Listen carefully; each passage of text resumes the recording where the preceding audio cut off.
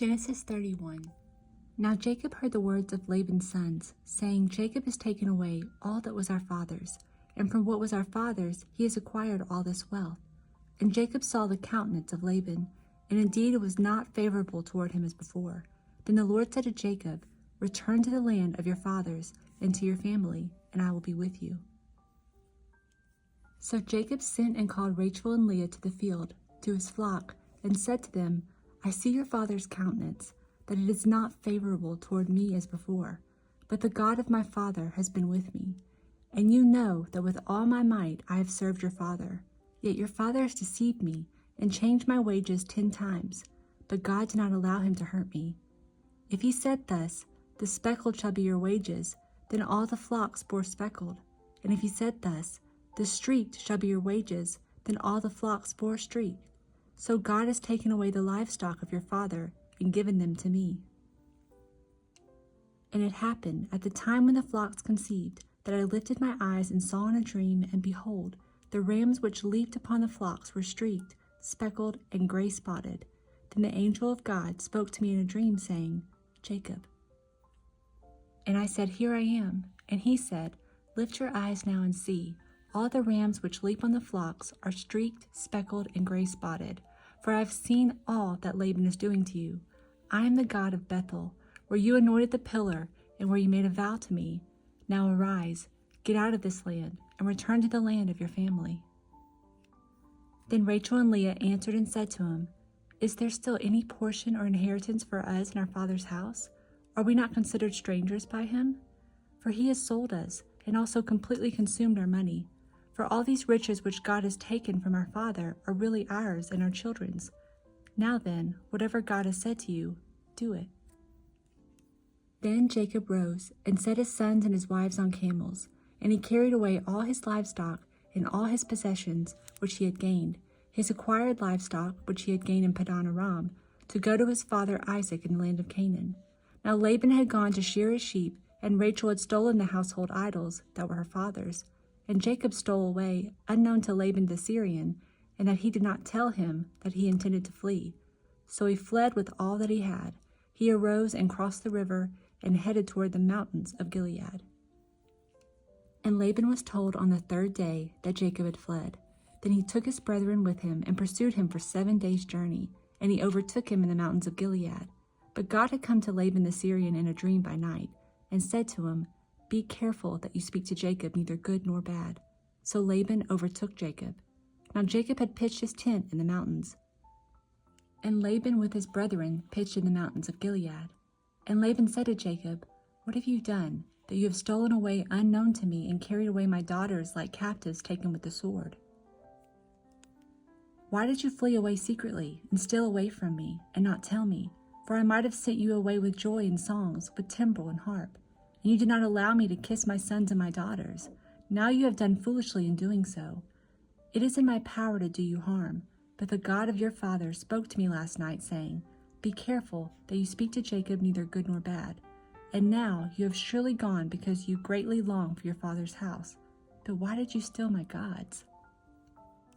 Then Jacob answered and said to Laban, Because I was afraid. For I said, Perhaps you would take your daughters from me by force. With whomever you find your gods, do not let him live.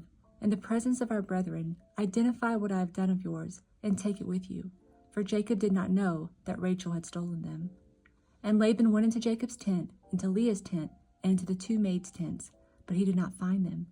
Then he went out of Leah's tent and entered Rachel's tent. Now Rachel had taken the household idols, put them in the camel's saddle, and sat on them. And Laban searched all about the tent, but did not find them. And she said to her father, Let it not displease my lord that I cannot rise before you, for the manner of women is with me. And he searched, but did not find the household idols. Then Jacob was angry, and rebuked Laban. And Jacob answered and said to Laban, What is my trespass? What is my sin, that you have so hotly pursued me? Although you have searched all my things, what part of your household things have you found?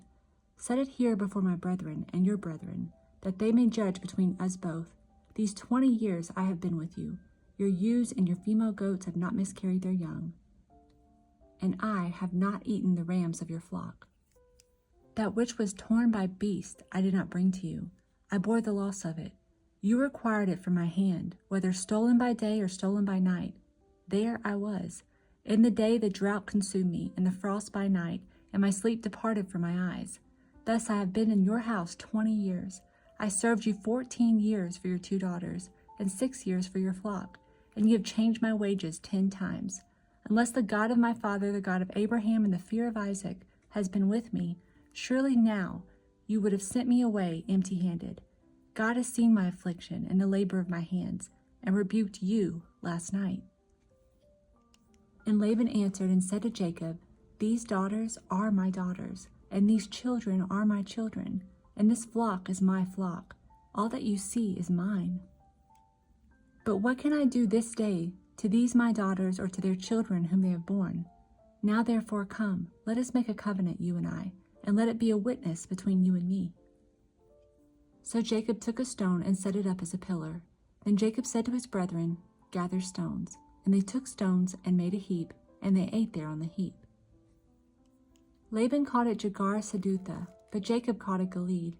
And Laban said, This heap is a witness between you and me this day. Therefore its name was called Gilead. Also Mizpah, because he said, May the Lord watch between you and me when we are absent one from another. If you afflict my daughters, or if you take other wives beside my daughters, although no man is with us, see, God is witness between you and me. Then Laban said to Jacob, Here is this heap, and here is this pillar, which I have placed between you and me. This heap is a witness, and this pillar is a witness, that I will not pass beyond this heap to you, and you will not pass beyond this heap and this pillar to me for harm. The God of Abraham, the God of Nahor, and the God of their father judged between us. And Jacob swore by the fear of his father Isaac. Then Jacob offered a sacrifice on the mountain and called his brethren to eat bread. And they ate bread and stayed all night on the mountain. And early in the morning Laban arose and kissed his sons and daughters and blessed them. Then Laban departed and returned to his place. Psalm 9:13. Have mercy on me, O Lord. Consider my trouble from those who hate me. You who lift me up from the gates of death, that I may tell of all your praise, and the gates of the daughter of Zion. I will rejoice in your salvation. The nations have sunk down in the pit which they made. In the net which they hid, their own foot is caught. The Lord is known by the judgment he executes. The wicked is snared in the work of his own hands. The wicked shall be turned into hell, and all the nations that forget God. For the needy shall not always be forgotten. The expectation of the poor shall not perish forever. Arise, O Lord, do not let man prevail. Let the nations be judged in your sight. Put them in fear, O Lord, that the nations may know themselves to be but men.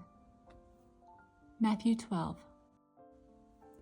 At that time, Jesus went through the grain fields on the Sabbath, and his disciples were hungry and began to pluck heads of grain and to eat.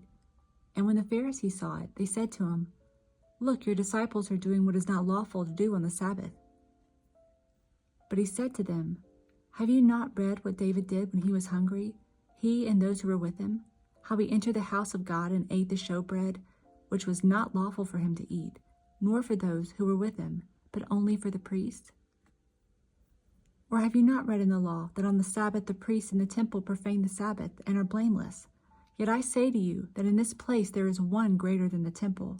But if you had known what this means, I desire mercy, not sacrifice, you would not have condemned the guiltless, for the Son of Man is Lord even of the Sabbath. Now when he departed from there, he went into their synagogue, and behold, there was a man who had a withered hand. And they asked him, saying, Is it lawful to heal on the Sabbath? That they might accuse him. Then he said to them, What man is there among you who have one sheep, and if it falls into a pit on the Sabbath, will not lay hold of it and lift it out? Of how much more value then is a man than a sheep? Therefore it is lawful to do good on the Sabbath. Then he said to the man, Stretch out your hand. And he stretched it out, and it was restored as whole as the other. Then the Pharisees went out and plotted against him, how they might destroy him. But when Jesus knew it, he withdrew from there, and great multitudes followed him, and he healed them all. Yet he warned them not to make him known, that it might be fulfilled which was spoken by Isaiah the prophet, saying, Behold, my servant whom I have chosen, my beloved in whom my soul is well pleased. I will put my spirit upon him, and he will declare justice to the Gentiles. He will not quarrel nor cry out. nor will anyone hear his voice in the streets. A bruised reed he will not break, and smoking flax he will not quench, till he sends forth justice to victory, and in his name Gentiles will trust.